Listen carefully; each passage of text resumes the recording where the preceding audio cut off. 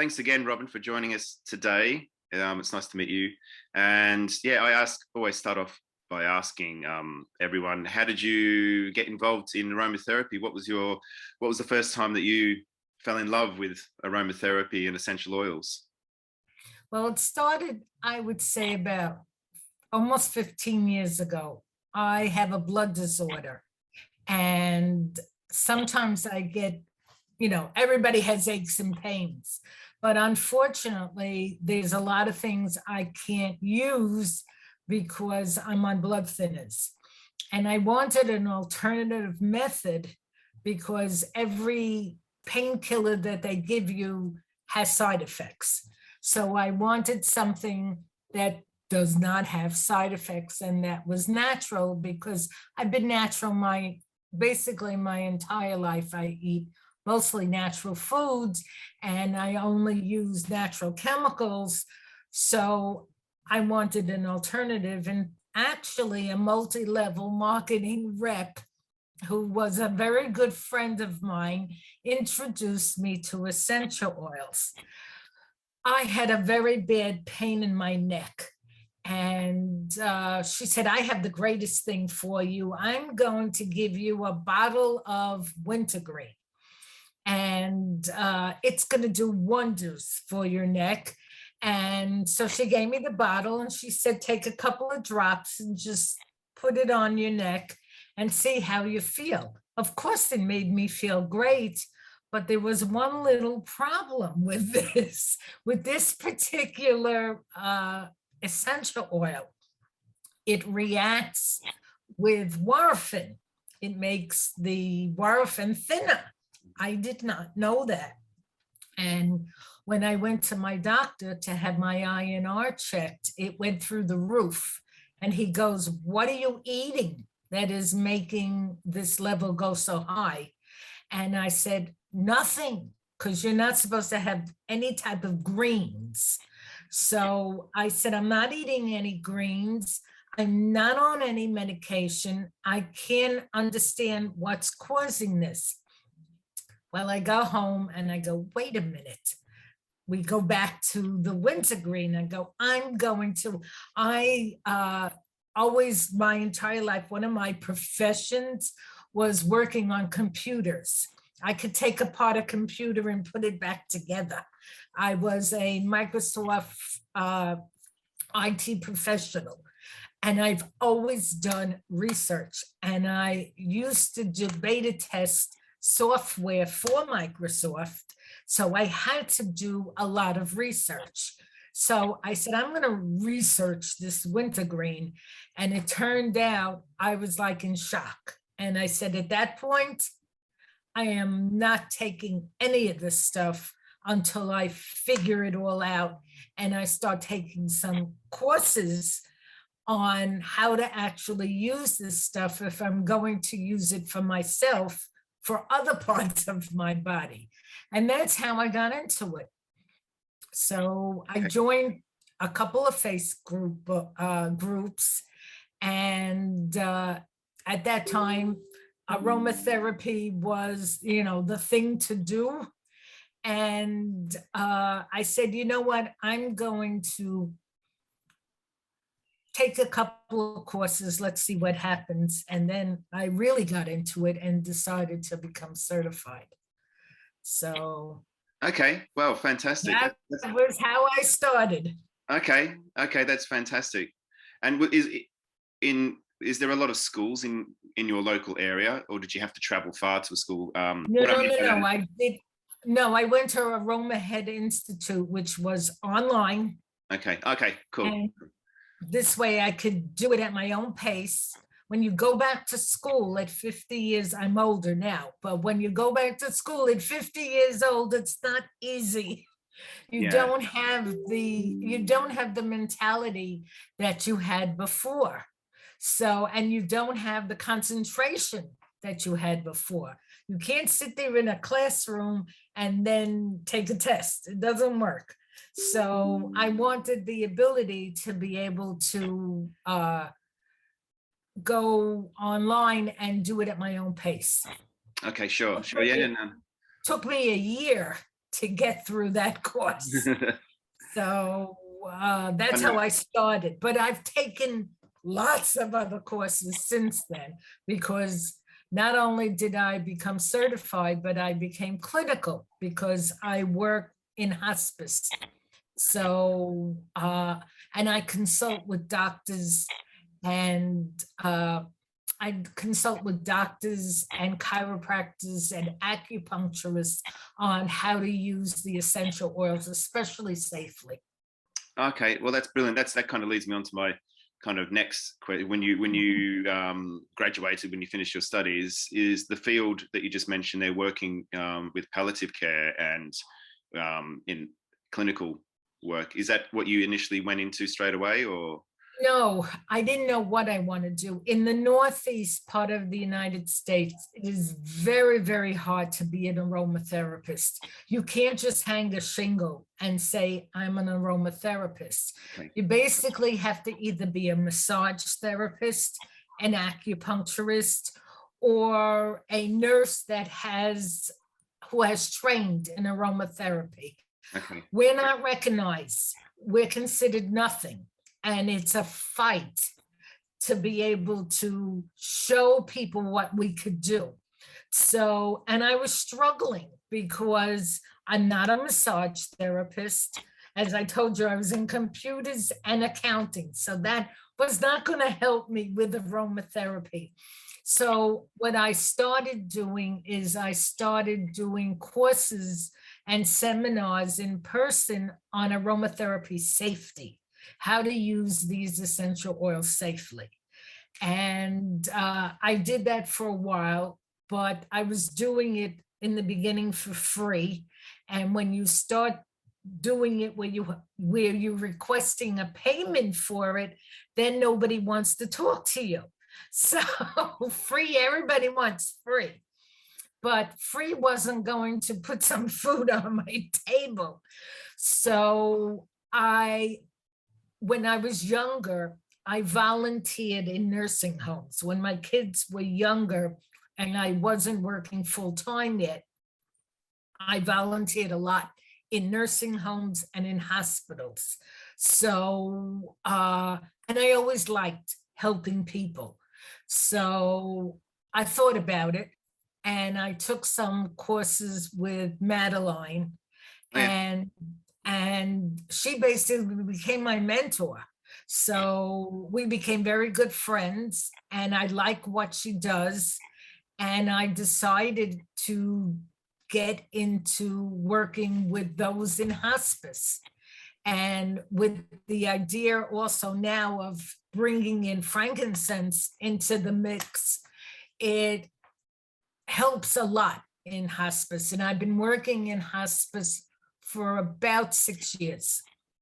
Okay. I work with several here. We have organizations that do hospice. We don't have buildings where people go there for hospice. Hospice goes to you. So you're either in a nursing home, or in some states you can be in a hospital, but in New Jersey, New York, there's nothing of like that. It is done either in a nursing home or it's done in your home, where Okay. they come to your home. The doctors and nurses actually come to your home, or they go to a nursing home. So that's how it works here. So, and it's very rough. I volunteered in the beginning. I actually just volunteered.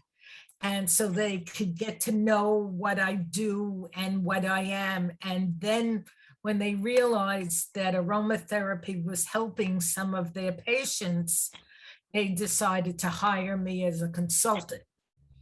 And the rest is history. Oh, wow. Okay. Wow, that's fascinating. That's And now I give courses on how to get into, I'm actually doing one April 2nd on how you can get into working in hospice as an aromatherapist, because okay. they have certain criteria. You have to be certified. They Mhm. won't look at you unless you're certified. And you have to take their courses. because you have to know what to do in case of an emergency. So there's a book this thick that I had to take a course on how to, all the rules and regulations in hospice. Okay. Okay. Well, there's more, yeah, you came across something with more study inadvertently. So, but that sounds like a very rewarding and important sector to kind of to work in, I feel. So It's very rewarding. yeah, it's something that I remember when I was back in the UK working. It was something that wasn't really done too much. If anyone else out there is working, please drop a comment below and let us know. But it was something that always interested me. But it was quite difficult to get into the hospice situation as a therapist. Even at a hospital, it's quite difficult. I did some voluntary work at the hospital on the Isle of Wight where I was living, and I wasn't allowed to use any oils at all. They were kind of banned from the wards because, you know, smell, some people don't like. So it was as an aromatherapist quite difficult. So I kind of understand what you mean by retraining. Oh, I go to war with the doctors because they have absolutely no clue.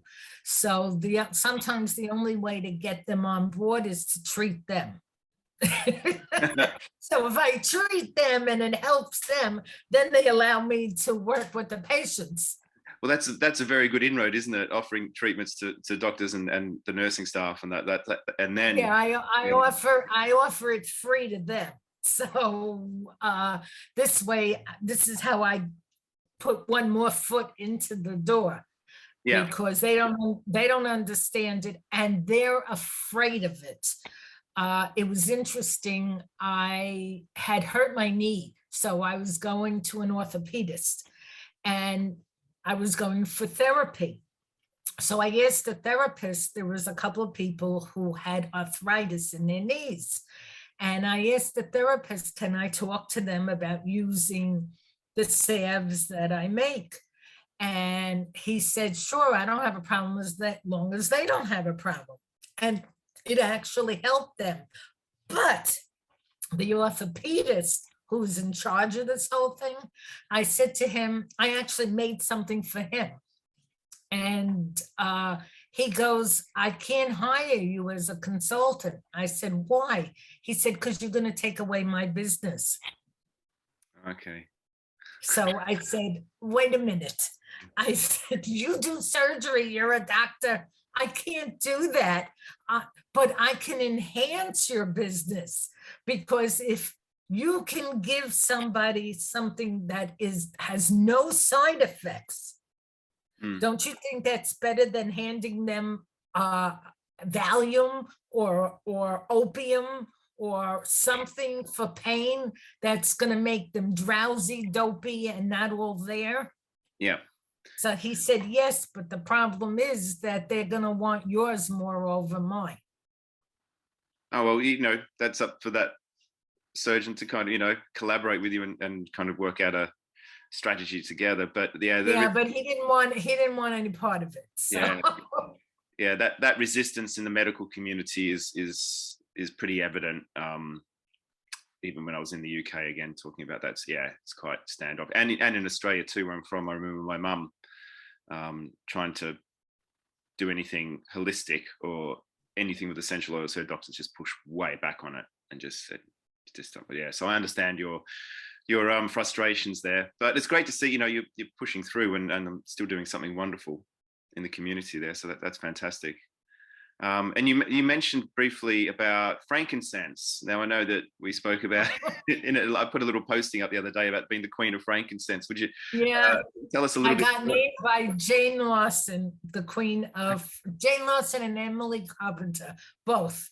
They put the quotes of "You're the Queen of Frankincense." So that's how it got stuck.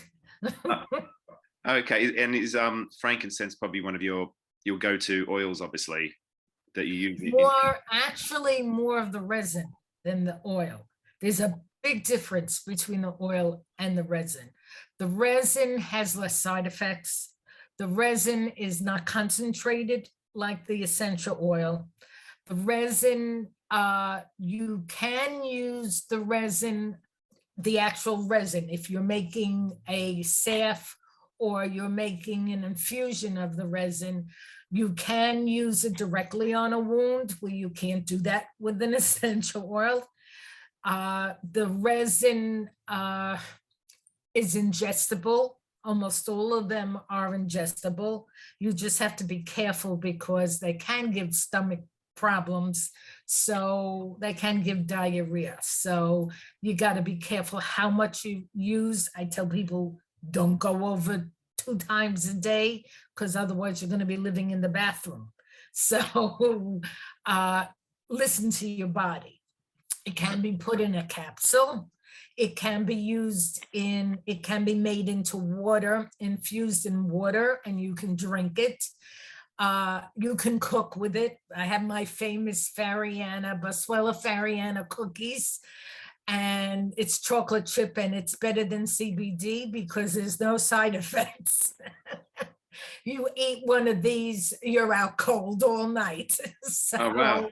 yeah, it's really good. And it's in my book. As you know, I wrote a book on frankincense, which basically describes every single one of them, ones that most people use with recipes. So this way, like people say to me, which one should I use? Well, you can't do it that way. It's like an essential oil. You have to try it and see which one works better for you. What works better for me might not work better for you. So there's so much you could do with it, especially in hospice. I make salves for the patients and I use shea butter and I mix the infusions I make with the resin, and depending on which resin it is, and usually their hands are very frail and they're in a lot of pain. And most of the people that are in hospice are elderly. So they have very thin skin. So it's very hard to use an essential oil because then you got to keep it at a 1% dilution or less. But with the resin, there's no dilution.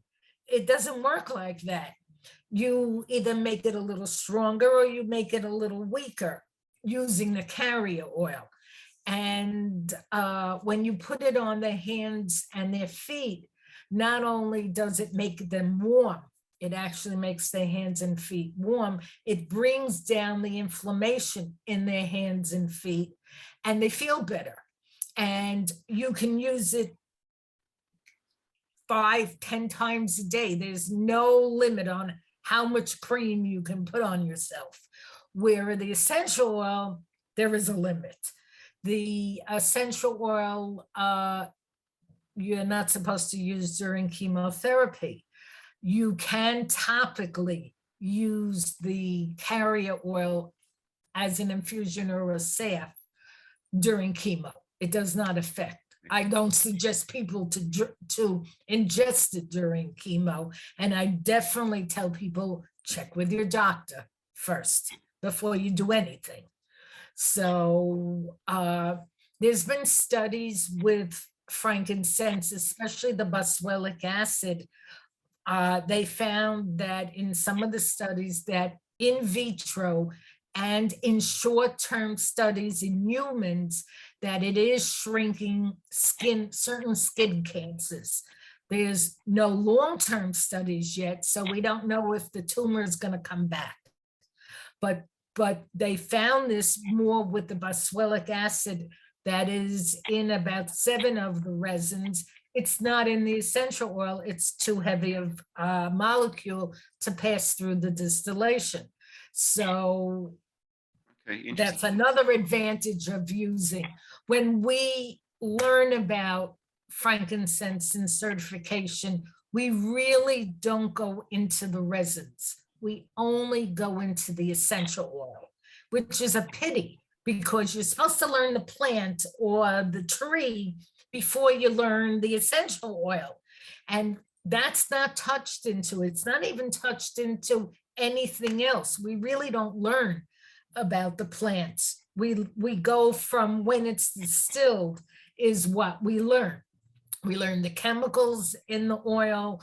we learn how to use the oil, but we don't know how to use there's so many different frankincenses with so many different usages, and we don't learn that. The only one we really learn is Qatari. Mhm. That's really the only one, and we don't learn it well enough. I was taught that Qatari is grounding and balancing. That's wonderful, except that Qatari resin is excellent for the skin. Any problems with the skin, eczema, dermatitis, and it's excellent to get rid of fishy smells in your kitchen when you burn it. And it's the best thing you could use to get rid of mosquitoes. I mean, when I walk outside in the summer, I think they see me and say, John, it doesn't matter what I use. It doesn't matter what essential oil I put on, whatever blends I make in a spray, they find me. When I burn that on my table, they completely stay away. And that's what they use it in Somaliland for that. They use it for mosquitoes and sandflies. They get a lot of sandflies and mosquitoes because they're in a desert. So it's great, but we wouldn't think to use the essential oil for mosquitoes. No. So, and we don't, as I said, we use Qatari in the essential oil mostly for grounding and balancing. Not that much for, we use it for skin, but I found, because being an aromatherapist is great because you can compare the essential oils to the resins and see which ones work better.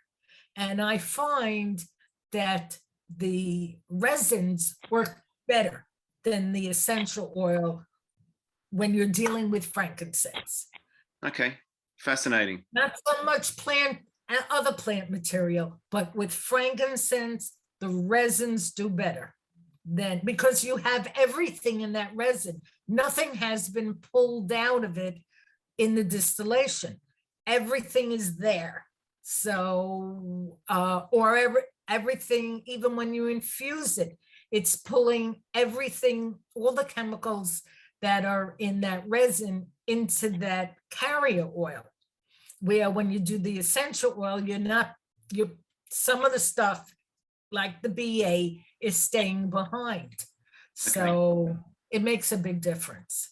Okay, wow, that's fascinating journey on frankincense. You've given me a masterclass there on the resin side of it, because as you said, I'm a bit naive when it comes to the resin side of it and the applications. You got to get my book. Yeah, definitely. Yeah, absolutely. It's fascinating, Will, to learn about that. And digressing a little bit, when you got interested in frankincense, what was it just during your studies you thought, oh, I want to look at this oil a bit more, or did you do it like a case study? Or the same thing. I wanted an alternative, especially when I was working with hospice.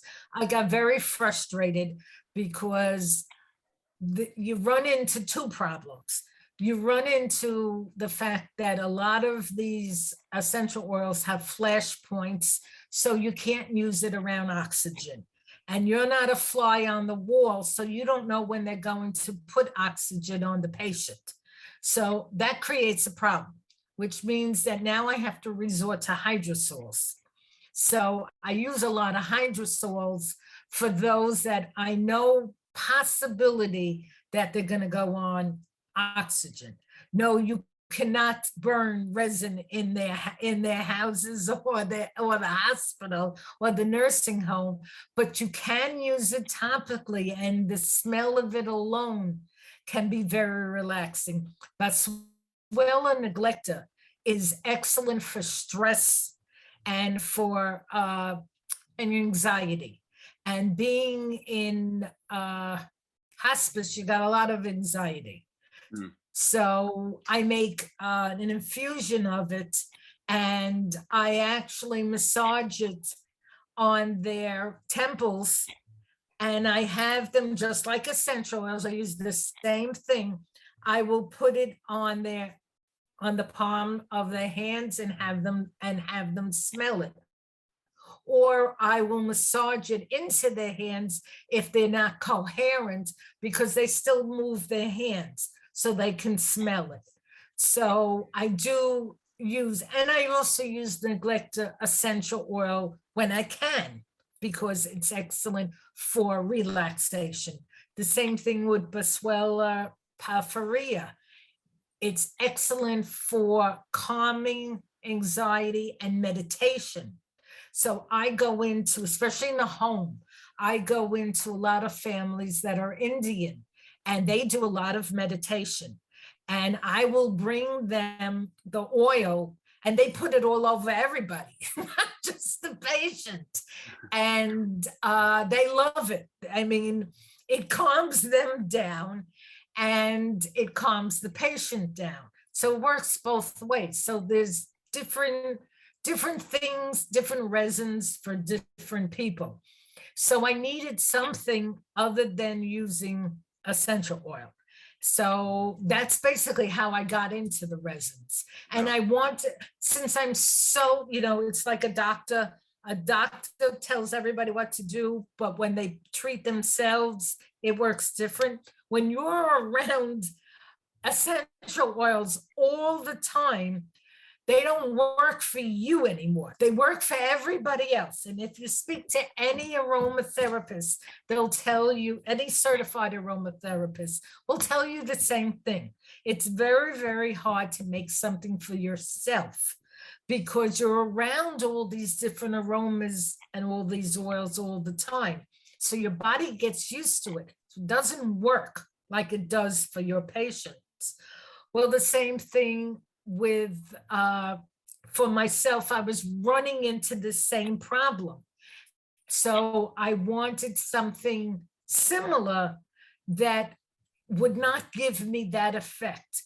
And frankincense doesn't do that. So I started working with a few people, excuse me, in the field.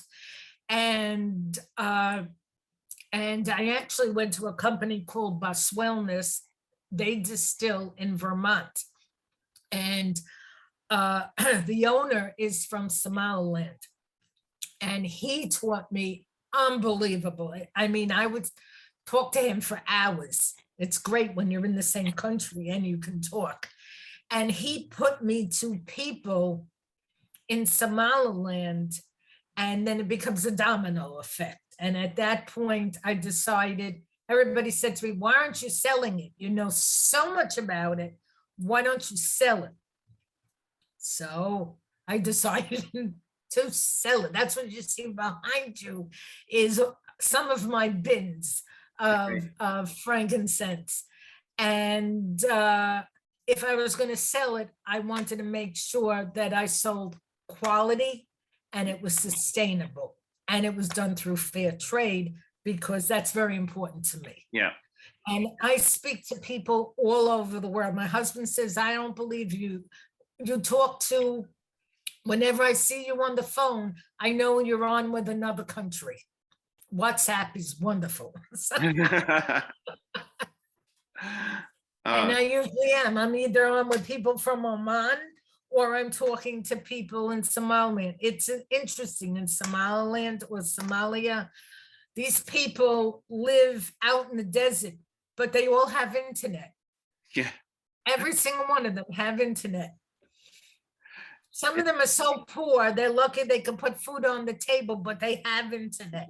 They all walk around with cell phones or computers. I said, I don't believe you people. You eat from mouth to mouth, but yet you have internet. But that's the only way they could tell what's going on in the world. Yeah, exactly. That's one of the beauties of the internet, excluding all the other negatives that we have. That's it brings people closer together. And also, I was going to ask you about sourcing the resin, so it allows you to connect directly with the source, with the grower. And I tell people say to me, where should I buy? I said, buy from me. But if you don't buy from me, because a lot of people travel all over the world and they have these markets, these open markets. And in the open markets, they have resin sitting in bins. If you don't know the Latin name of that resin, do not buy it. Yes. Because if the merchant can't tell you it's Boswellia Catari or Boswellia Fariana or Boswellia Sacra, you don't want it. Because if he doesn't know what it is, God knows where he bought it from. Yeah. So you have to be very careful because they do put stones mixed up with the resin. Okay. And you have no idea what you're getting until you burn it. Because when you burn it and all of a sudden you get a burned, smoky, disgusting smell, excuse me, you know it's not all real resin. Yeah. And God forbid you infuse it and find that now you're mixing garbage with the infusion. You're putting this on your body.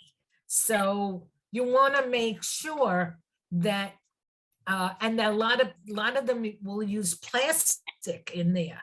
And you can tell very easily when you burn it because it smells like dead plastic. Okay. So I tell people, I don't care if you're getting it for nothing. You must know the Latin name. You wouldn't go to a pharmacy and buy a prescription or even an over-the-counter drug without knowing what the name of it is. Yeah. You wouldn't do that. You don't do that in resin because there's a lot of fake people out there. Yeah. Yeah. I can imagine there's a lot of dodgy product, to use that expression. So you've probably had a lot of hit and misses, but in your journey you found what works now, which is wonderful. Oh yeah, I only buy from those that grow trees that are sustainable. They use fair trade, and in this business you need to know who you're dealing with.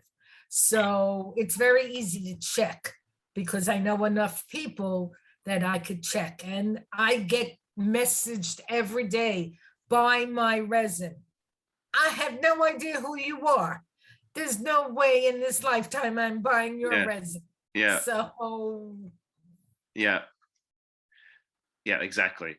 So you build up a trustworthy supply network, which is wonderful because it helps you. You're using it in applications, so you need the I'm using it and I'm making all types of products with it, and I'm selling those products. I won't sell anything, first of all, that I don't try myself. I experiment. My husband's the greatest guinea pig. So he uses it. If it works for him and he doesn't blow up, then then I put it together and I sell it. Okay. So, and there's so many things you can do with resins. So, and you can use the infusion that you make. You can actually use that as the carrier oil and put essential oil in there to make whatever you want to make stronger. I was going to, so it's got a double use. Literally, I was going to ask you, do you experiment with blending with the resin and the oil? So that was my next, literally about to ask you. You see, I read your mind. yeah. I was heading down that. Yeah. Oh, definitely. You can use it as a stronger carrier oil. Okay. So instead of just using a jojoba and whatever essential oil blends you want to put in there, you use the jojoba that was infused with that particular resin. Like, let's say you want to do something for pain. So you can take Boswellia sacra. There's 4 grades of sacra. And you can take one of the grades, make an infusion of it, and then take any one of like play, PLAI, or you can take Caballia, which is also an oily resin, which is used a lot, or any of the CO2s that are used for pain. You can mix it all in using that as the carrier oil. So now you got something really potent. So if you fall and you crack your foot and you need something immediately, now you got something to put on it. Oh, wow. So for extreme pain, I do blend the essential oil with the carrier oil. of the resin.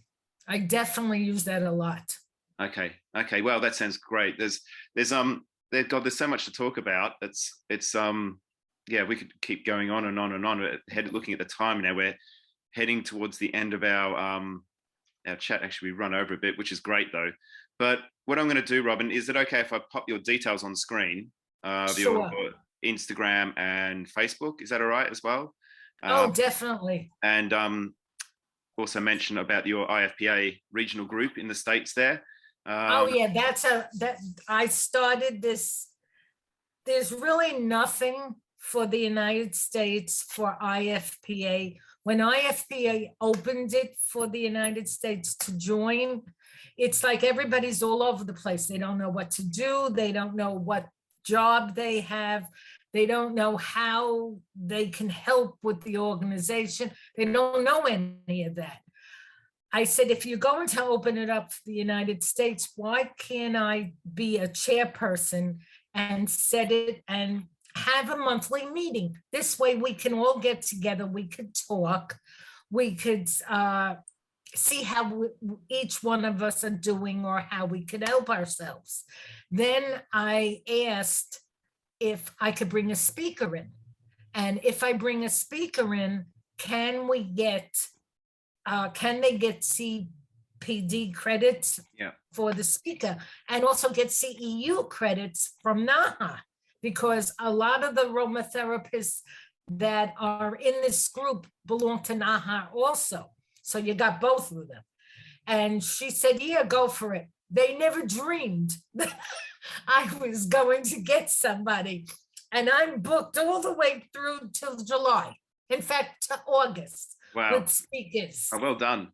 Well done. All aromatherapists or all in the field of either herbalism or aromatherapy. And Kayla is going to be speaking on CBD and aromatherapy. I sent you the link for it. Yes. Yeah, I got that. And then Jonathan, and I can't pronounce his last name to save his life. I know you can actually, yes. He's doing next month. So I have lots of people, as I said, lined up. So so they're thrilled. And I opened it up to those in IFPA that are in England, if they can stay awake, because they're usually 7 o'clock in the evening, which I think is like 1 o'clock in the morning for them. But a couple of them actually came and stayed awake. And then only for IFPA members, if they allow me to record it, if the speaker will allow me to record it, then I record it and I send it out. So, but you have to be an IFPA member. There's to be able to get the recording. But I do allow people who are interested in joining IFPA to come to the meeting also. So they get to see, and maybe it gives them more membership. Yeah, exactly. It's a great thing. It's a great added value bonus there. So I will pop all those details where they can also check out the meeting and your website as well, Robin, on that. So yeah, and that sounds awesome. You're doing some great work there, which is wonderful. Thank you. Well, I want to thank you for your time today. It's been wonderful chatting with you. We'll have to do a follow-up one day, I think. There's a lot more to discuss. So yeah, there's a lot more to talk about. Well, again, thanks so much for staying up where you are in America. Well, it's not that late for me. It is 9:45 at night. Okay, that's good then. I usually go to sleep around 11. Okay, cool. It's worked out really well then. By the way, you can get the book through my publisher, Lulu. When you go to my website, you can see it. I have it written in the link in where the book is. And those are for anybody who's not in the United States, because the shipping is much less, because Lulu has shops all over the world. So it comes out cheaper if you buy it, if you're not in the United States, to buy it. If you're in the United States, then I can sign it and send it to you. But outside, I can't. And if you can't get it in your country, if they can't ship it to your particular country, I know they can ship it to the UK because people have bought it there. But if anybody who's listening who cannot get it, what I will do for you is I will give you the PDF of the book. You can't print it because it's copywritten, but you can put it on any Kindle. And if you want it, you can message me and we can work out how I'll email you the book. Wow. Or I'll put it through WeTransfer because it's big. The PDF is big. Wow. So Okay. yes, because in Somaliland, they can't get the book. Okay. So even through Lulu, they can't get the book. So they've been buying it from me this way. Okay. So oh, this fantastic. way, That's at least wonderful. they can get it. That's wonderful. Thanks, Robin. That sounds Thank great. you. Well, thanks again. And let's stay in touch for sure. Definitely. All right. Thanks, Robin. Take care. Thank you. Bye-bye. Bye-bye.